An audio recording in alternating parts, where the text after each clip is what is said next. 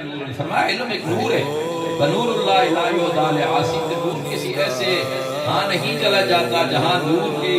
وہاں مقصد تقاضے موجود نہ ہونے۔ اب علم کی دولت سے رب کائنات نے کمال ریاضت و مجاہدات کے بعد مزین و آراستہ کیا، پھر سلطان العلم والعمل کے کمال مرتبہ پر فائز ہوئے،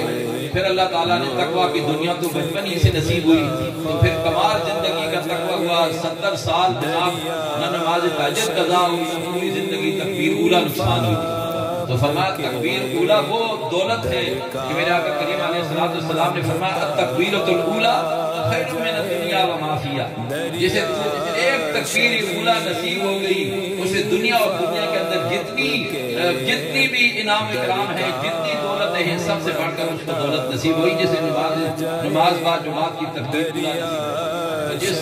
شہنشاہ کی پوری زندگی معصومیت سے لے کے آخری نماز بھی تکبیر اولیٰ کے ساتھ پڑھنا نصیب ہوئی۔ پوری زندگی آپ مسجد سے اس خوف سے نہیں نکلے کہ کہیں مسجد کے باہر وہ اسرائیل امین جو ہے وہ مہمان نہ آ جائے اور اس حال میں اللہ کے ہاں حاضری ہو جائے کہ گلیوں میں، تو آپ اس خوف سے پوری زندگی مسجد سے باہر نہیں نکلے۔ پھر اللہ نے تقوی کا کمال دولت عطا فرمائی۔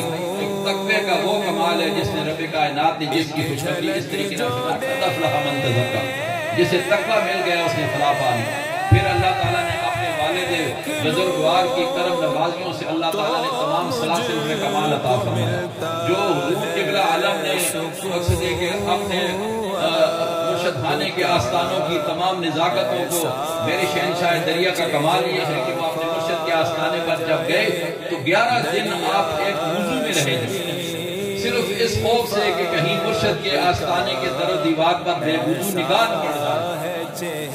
یہ کوئی جانتے سمجھنے کو آسان بات ہے، لیکن ہاں جنہیں رب کائنات اپنی قوتوں کا مظہر بنا دیتا ہے۔